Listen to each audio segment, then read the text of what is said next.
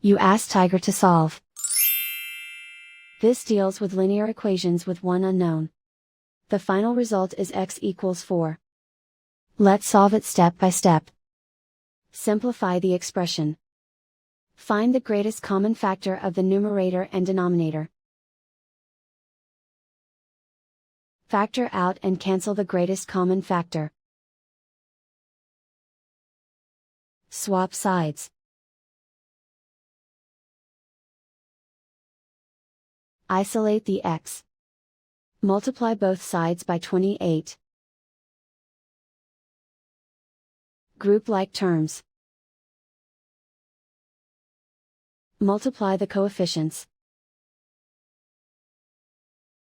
Simplify the fraction. Multiply the fractions. Find the greatest common factor of the numerator and denominator. Factor out and cancel the greatest common factor. And so the final result is x equals 4.